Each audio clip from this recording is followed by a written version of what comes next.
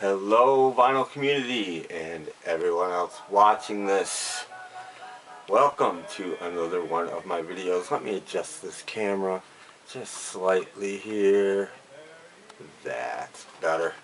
Welcome everyone. Hope everybody out there is doing well, staying warm as it is getting colder out. And you can probably guess why we're here. A, you've read the title of the video. But B, it's all I seem to make anymore is thrift store finds videos. My thrift store, I always think it's not that good. But I guess considering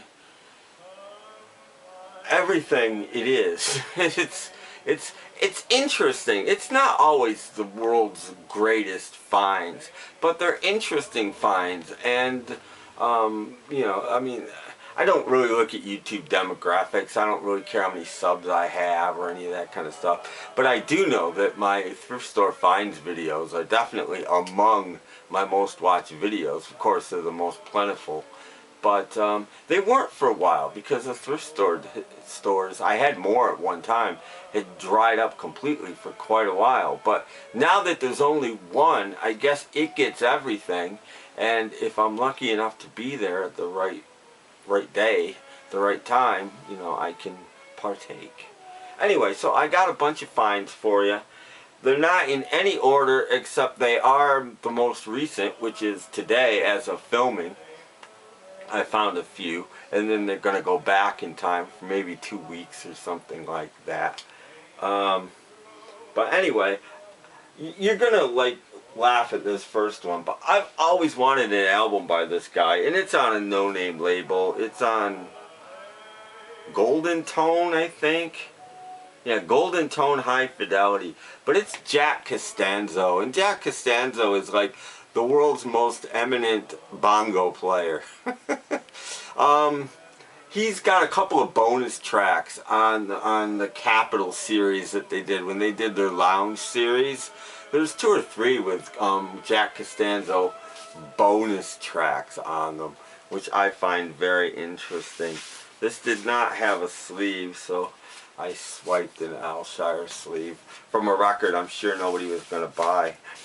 And here's the label. It's just a low budget label. You know, it's one of those things. But the record's not in bad shape, and the cover was cool. And as I said, it's a Jack Costanzo record, and I never ever see Jack Costanzo records. So, and I've been into these no-name labels lately too, so I'm very glad to have that actually. And this I bought just because it's in really nice shape, and this guy once upon a time did do some rockabilly. I don't think there's going to be any on here, but this is Sonny James and the Southern Gentlemen Need You on Capitol Records, and it's in nice shape. And by the way, the Jack Costanzo was 15 cents, half price. This was 15 cents too, half price. It wasn't my usual exorbitant $1.29. And again, I put this one in a Columbia sleeve because it didn't have one.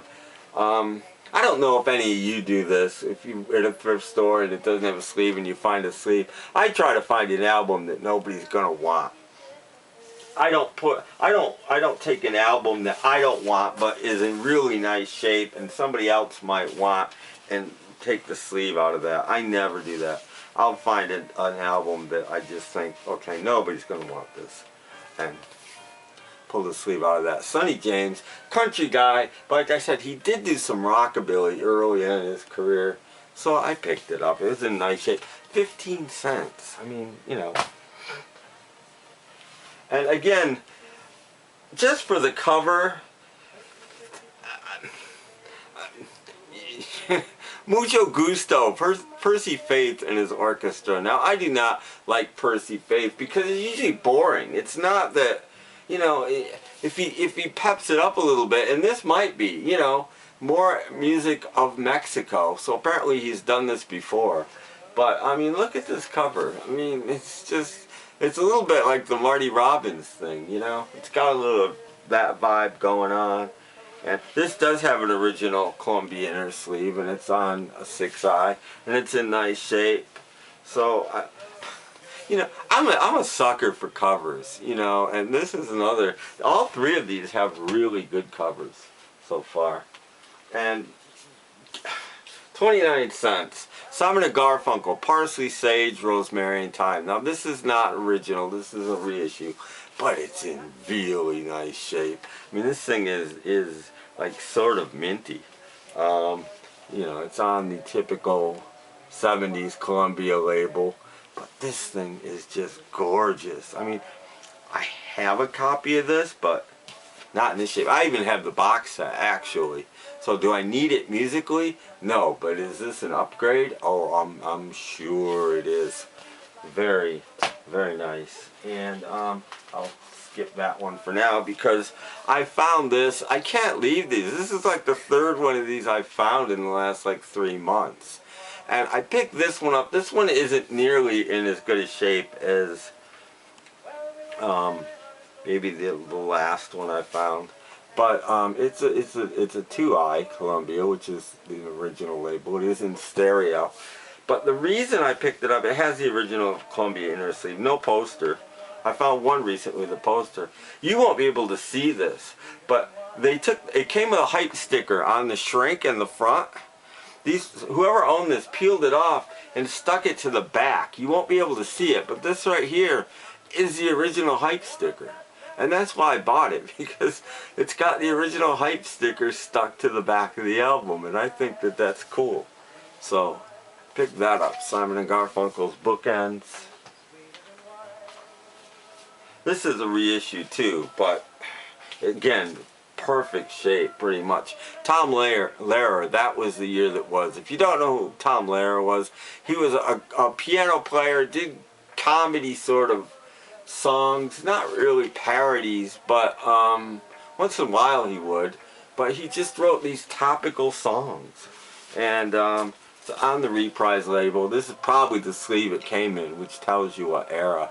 It's probably from the late 70s or early 80s, this pressing.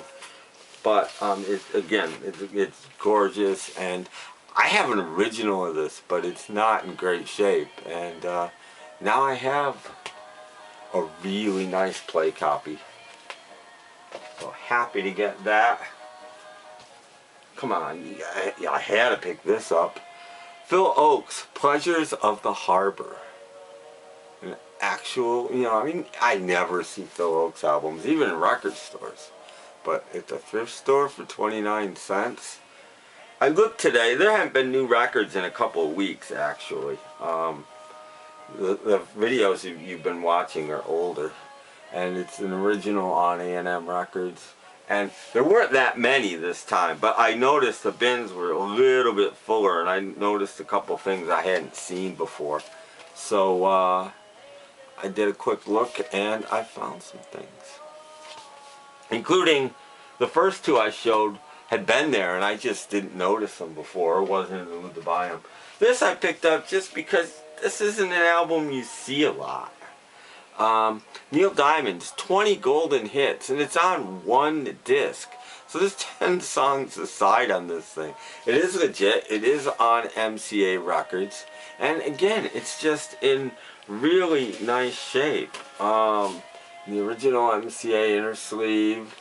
And it's just nice. So for 29 cents. Easy grab. If I want to hear some Neil Diamond, there's 20 Neil Diamond songs I can just throw on. And there's no live stuff. It's all stuff from like 66 or 67 to 72, I think, is as late as it goes. So it's a really nice collection of Neil Diamond songs. And this I bought, I had no idea. I'll take it out of the plastic here. This came in plastic. And I looked them up. It's a band called C Train. I had no idea who they were. But for 29 cents, you see this at a thrift store. It's a gatefold. Don't know who they are. But you open it up. And is it a major label release? Yes, it is. It's on Capitol. In fact, it's on the green label Capitol, which made sure, I mean, that was 100% I was taking it home. I love the green label Capitol. It was only around for a couple years. And who these guys are, they did 3 or 4 I think 4 albums, maybe only 3. But when Blues Project broke up, 2 or 3 guys from Blues Project got together and formed C-Train. So these guys are left over from the Blues Project, and I guess it's I haven't played it yet, but I guess it's that sort of thing, sort of folk rock mixed with bluesy hard rock. You know, I mean, that sort of a thing. I don't think they did any psych or anything like that. I think it's you know, it's rootsy, folksy, but it's got a harder edge to it. Is what I've heard it is. And there's the 29-cent thing that was on the I don't know where it is, but anyway, C-Train. No idea, but I'm going to check them out for 29 cents. Okay, that was it for today. I picked this up the other day. This is not in great shape. In fact, the cover was disgusting, but I cleaned it up. The Exciting Wilson Pickett. Again, you see this at a thrift store for 29 cents. Even when it's not in great shape, you pick it up. I mean, I have very little by Wilson Pickett. And, it's an original, it's on Atlantic. Again, not in great shape, but it's playable. So, very happy to have that. And it is stereo. Which you would think, you know, stereo is probably the rarer of the 2 versions of this album. Anything pre-66, it's usually easier to find in mono. And 66 and after, stereo becomes easier to find. Picked this up for 29 cents just because I like Tony Bennett. I don't love Tony Bennett. He's one of my least favorite crooners, to be honest. But I like some of his stuff. And this is in nice condition. And it's a 2-record set on Columbia Records. A 2-record greatest hits of Tony Bennett for 29 cents. It's got its sleeves. I'm not going to pull the records out. It just came in plain white sleeves. But it's all there. It's all original. It's all in very nice shape. Again, Going Home With Me. Martin Denny, Quiet Village. I'm sure I have at least a couple of copies of this. But this cover is, except for this little thing right here, which is actually just the tag that's coming off. It's not a rip in the cover. So I'm sure I can get that off. This cover is in excellent condition. You rarely see them. At least I don't. This nice. And the vinyl's not bad. It's not great. It needs definite hard clean. And it's not even in the sleeve. The sleeve is in there. Do you guys go to thrift stores and find that? Find the album has a sleeve in it, but the record's not in the sleeve even though it's in there? I find that all the time. So Martin Denny, some Exotica. The Harmonicats. I think I showed a Harmonicats in one of my last videos. But this one's Dolls, Dolls, Dolls. Again, I like the Harmonicats. They're something to put on in the background and they're interesting to listen to. But look at this cover, for my goodness. I had to pick that up. Again, cover's in nice shape. No inner sleeve. Record's pretty nice though, actually. For no inner sleeve. So there you go. And these guys were 3 harmonica players and showy offy. Those, you know, from the 50s and early 60s, those showy offy kind of harmonica players. That's who those guys were. And this I picked up. I always pick these up. In Concert, Celebrate Life. This is a local, probably high school production. It's still sealed. That's why I bought it. When I see these things, they're still sealed. I'm just going to throw this up online and it'll probably sit there for 2 years and then somebody will go, hey, I'm on that. They'll see it, I'm on that, and they'll buy it. It's a long-term thing, but I'll probably get 10 bucks for it somewhere down the road. So that's why I picked those up. This is an interesting thing right here. This is It just says the best of the hit parade. And my record's over. Hang on one second. I'm going to flip this over. I put on a short record of badly done cover versions. So hopefully I don't get, you know, I don't get YouTube policed. Anyway, this is the best of the hit parade. It says same thing on both sides. And this is a 3-record set for 29 cents. And it's one of these Columbia things. And it's loungy stuff for the most part. But I'm sure when I bought it, I looked at some of the tunes and there was some cool stuff on it, or at least some interesting stuff. But anyway, the 3 records barely fit in this cover. I mean, it's sort of ridiculous. But I picked that up. Oh, and this is the front. They labeled it for me, so I know. What's the difference? And this is the back, apparently. What's the difference? I don't know. Okay, that's enough of that. I bought this, again, just because it's in really nice shape. It does have a dimple and a crease here I'm seeing now, but overall, it's in really nice shape. The best of Tony Orlando and Dawn, and the vinyl is really nice. And if I have this, and I'm not sure I do, mine won't be this nice. I won't show the record. It's on the light blue Arista label, as it should be. So it's, you know, OG pressing. There's, if you're looking for any of the Tony Orlando albums, there they are. This I thought was really cool. Melanie, Ballroom Streets. Melanie, brand new key, that Melanie. This is like a mid-80s record on Tomato Records, so I'm assuming she's doing blues. It's a 2-record set. It looks like an import because it's got a really glossy cover, but it's not an import. It's, there's her band, and I haven't listened to this yet, but I'm guessing she's doing blues, which just might be cool. And it's nice to see Melanie, and weirdly, she's, if you know what Melanie looks like, she kind of looks the same. And, you know, I mean, I hadn't seen a picture of Melanie since like 72. So 10, 12, 14 years later, she looks the same. Anyway, this will be interesting, and this was a definite no-brainer for me to pick up. I was like, this is cool. Well, again, I won't bother, but these interesting brown sleeves on the inside. Anyway, this thing is minty as well, so very happy to get that. This, another one came in a plastic sleeve, so this was taken care of. And this is, again, this is in really nice shape. Peter Nero, Herb Alpert, and the plays a salute to Herb Alpert and the Tijuana Brass. Of course he does. I mean, look at, I've never seen this record, and I kind of like Peter Nero.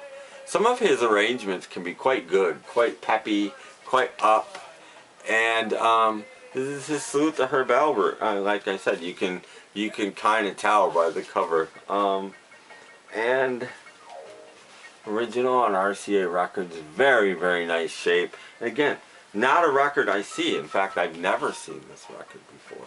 So, very happy to get that. Next up,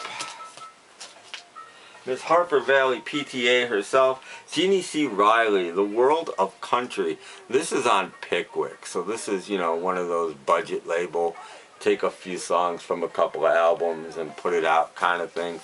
But I didn't have it. It's in nice shape. I kind of like Jeannie C. Riley just because it seems like but it's on, it says Pickwick, but it's on Hilltop, which is related to Capitol actually. But she was on Plantation and actually recorded in Sun Studios a lot.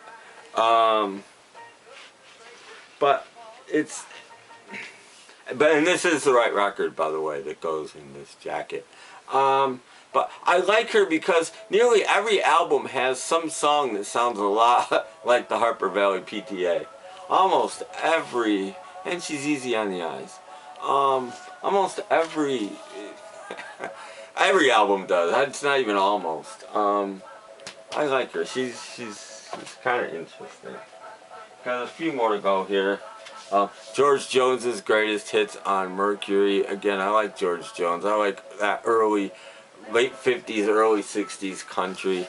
I do like that kind of stuff. I haven't been showing you like what's on them, but there you go. And this is on Mercury. No inner sleeve. The black sort of Mercury. Can't always grab inner sleeves, unfortunately. And another one. Walk Through This World With Me, George Jones, new original hits. There's The Man. And this one's in stereo on Musicore. You don't find that many old country albums in stereo because country people didn't have stereos. And by country people, I mean people that listen to country. I bought this. I have this, but I actually have a sealed copy of this. So I bought this because it's not sealed, so I'll keep mine sealed. This is from like 65, 64, something like that. And he did some duets with Gene Pitney, by the way. That was one of the weird things that him and Gene Pitney did. And these are in nice shape. They're dirty. They're really dirty. But they're in nice shape. So, another George Jones on Musicore. And this started me buying the George Jones albums because this looks like a Jerry Cole exploitation album. You know, a psychedelic exploitation album, the cover. And when I show it to you, you're going to go, what? I mean, look at it. George Jones. Hits by George Jones. But look at this. This is like a 60s site cover. This is so strange. So I had to buy this. I mean, this is just... I've never seen this before. It's in stereo on Musicore. And clearly they were trying to get some kids to buy George Jones records. Because, what the heck? They should have tried to find a hipper picture of George Jones and not put a picture of George Jones on it, though. Because that haircut and this cover do not go hand in hand. But I thought that was just the coolest cover. I mean, this is a framer. People said in my last videos, a few of them, you know, these covers, some of these covers are good for framing. So with this is like the, well, the first couple of covers, and let's see, the Harmonic Cats would be great framed. This would be awesome framed. A couple more here. I'll save the worst for last. Bobby Darin at the Copa. This is another one I don't see very often. So I picked it up. And early 60s live albums intrigued me because the technology wasn't there. So sometimes they got amazingly really good recordings, but they didn't really know what they were doing. And a lot of times they didn't. And I don't know this one. But this is on an early Adco label, so this is an early-ish sort of Bobby Darin record. And it's in nice shape. And yeah, Bobby Darin live at the Copa. It's got really, you know, laminated covers. Sure it's in mono. It's early, I'm sure it's in mono. This might not have even ever been, this probably wasn't even recorded in stereo. And last but not least, I'll be totally honest here. This is a flipper. Anybody that knows me will know this is a flipper. But it was in decent shape, so I bought it. Michael McDonald. Is this his first solo album? I don't even know. Lead singer for the Doobie Brothers in the second phase of the Doobie Brothers. And just not a big fan. I don't hate him. He's more of a joke to me than anything. I don't hate him as much as people think I do. But I'm not a big fan either. But it's got the original innards. Pretty nice condition. It's not original because it's got a UPC on it. And it was in a cutout bin at one point in time too. But might be worth a couple of bucks. Anyway, Michael McDonald. And on that sorry note, we'll end this video. that's it for this edition of Thrift Store Finds. I have so many videos that are already done. I don't know when this one will get published. It could get published in a few days, or it could get published in 3 months. I don't know. So, anyway, you'll see it when you see it, I guess. Hope everybody once again out there is doing okay. And that's about it. Check out my podcast, the Snap, Crackle, and Pop Vinyl Hour. That's over at snapcracklepop.podomatic.com. Check that out. It's good. I swear it's good. And more and more people listen to it. Just not with the regularity that I would like. You know what I mean? I mean, there are thousands of people that listen to this show. Thousands and thousands. More, maybe more, as many or more as watch my YouTube videos for sure. Probably more. But not every week. So check it out. Get hooked on it. That's about it. Thanks for watching. I hope everybody has, you know, a good week whenever this gets put out. That week is good. And I'll see you next time. Take care. Bye.